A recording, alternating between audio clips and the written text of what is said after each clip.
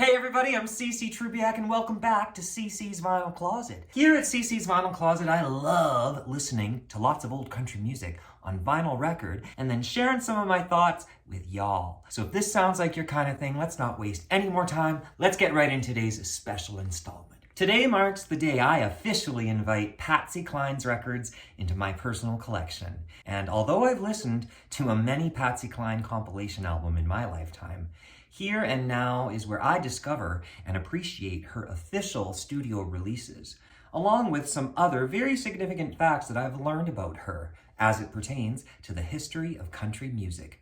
Let's not waste any more time. Patsy Cline, rest in peace, was born in 1932 in Winchester, Virginia, and passed away at the young age of 30 years old in 1963. She is considered one of the most influential vocalists of the 20th century, and was one of the first country music artists to cross over into pop music.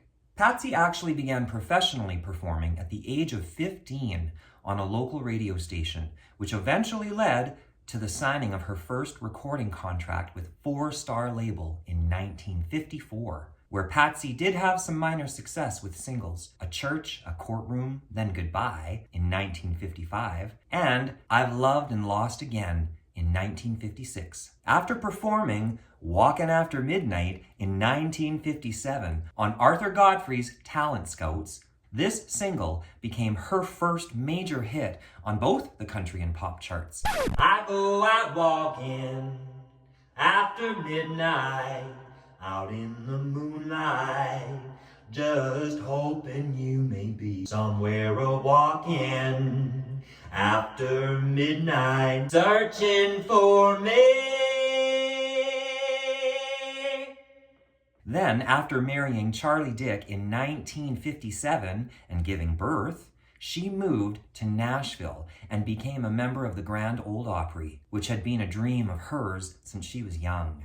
Even better, she began recording under Decca Records with legendary producer Owen Bradley. And together, they helped shift her musical sound towards what would become known as that Nashville sound. The Nashville sound is a melding of sophisticated pop and emotionally honest country, and they did it effortlessly. Between 1962 and 1963, Patsy Cline was on fire professionally, touring the country and releasing hit after hit with her singles. To many in and outside of the business, she was the epitome of what it meant to be a bona fide country music star. However, as the story would have it, in March of 1963, Patsy was killed at the age of 30 years old in a plane crash, along with Cowboy Copas, Hawkshaw Hawkins, and her manager, Randy Hughes. This was during a flight from Kansas City to Nashville. This devastated legions of fans, and of course many of Patsy's closest peers in the business,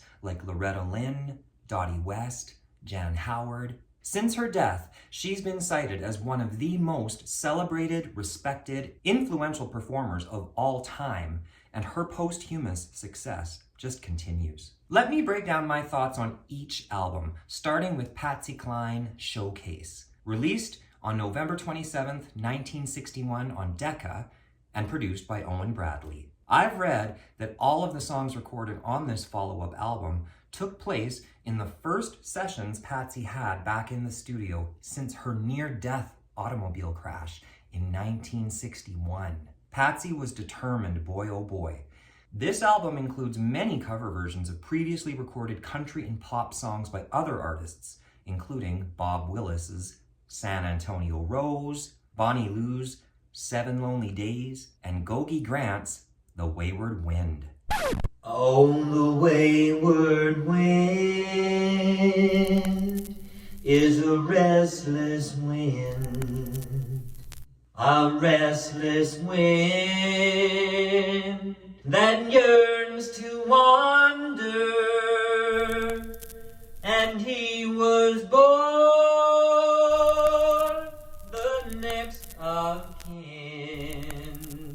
the next of kin to the wayward wind.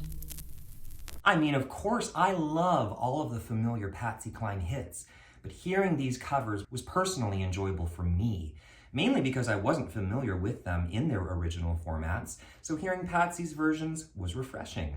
Yet I can't omit referring to the classic Hank Cochran, Harlan Howard penned I Fall to Pieces. You want me to act like we've never kissed. You want me to forget, pretend we've never met. And I've tried, but I haven't yet. Well, you walk by and I fall to pieces. I Fall to Pieces became Patsy's first song to hit the top of the singles charts in 1961.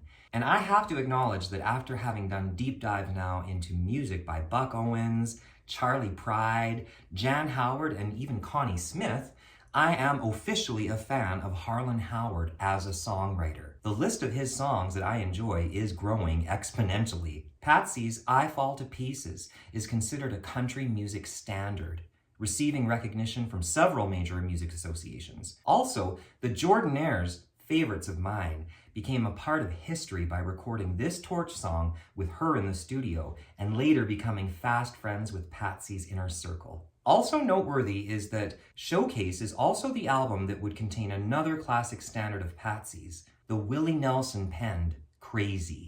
I'm crazy, crazy for feeling so lonely. I'm crazy, crazy for feeling so blue. I knew you'd love me as long as you wanted, and then someday you leave me for somebody new.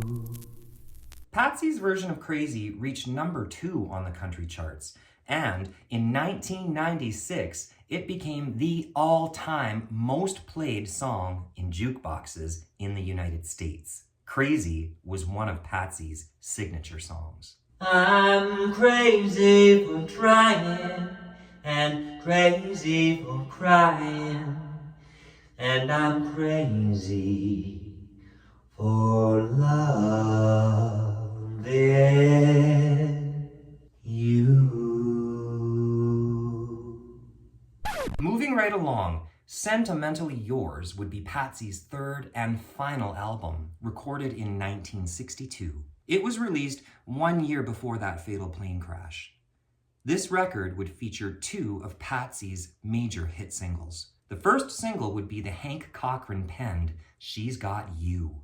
As the story goes, Hank Cochran remembers calling Patsy and telling her he'd just written her next #1 hit. She told him to come over to her house with a bottle of liquor and play it on the guitar for her and her friend Dottie West, who was visiting that very afternoon. Patsy was apparently emotionally moved by its lyrics and loved it so much that she learned it that night and recorded it at her very next session. A rare instance. It immediately went to #1 on the charts, and it led to her appearance on American Bandstand with Dick Clark. She's Got You is a classic Patsy Cline song.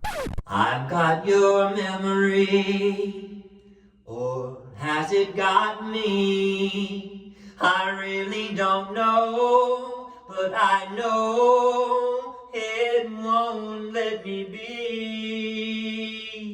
I've got your class ring that proved you cared, and it still looks the same as when you gave it, dear. The only thing different, the only thing new, I've got these little things. She's got you. Sentimentally Yours would also contain covers of Hank Williams' Your Cheatin' Heart and I Can't Help It If I'm Still in Love with You. Your cheating heart will make you weep. You'll cry and cry and try to sleep, but sleep won't come the whole night through. Your cheating heart will tell on you. I loved her versions of old Hank Williams, plus the other torchier tracks included within this mix of selections. The Fred Birch penned Strange also became a new favorite for me, one that I hadn't really appreciated before now, but of course, with Patsy's treatment, it's really hard to forget it. Strange how you stopped loving me, how you stopped needing me when she came along. Oh, how strange. Strange, you changed like night and day, just up and walked away when she came along. Oh, how strange. In the end, folks, what I can say after having finally taken this time to focus on the legendary Patsy Cline is that I am 100% a fan of her music and her legacy, and I'm just so happy to finally have done her right by featuring her here at CC's Vinyl Closet. Now, I'm looking to you guys to ask, what are your favorite Patsy Cline songs? What are your favorite Patsy Cline stories? Please drop me your thoughts in the comments below. And I thank you so much for watching. And until next week's installment of CC's Vinyl Closet, take care of yourselves, and of course, take sweet comfort in that music.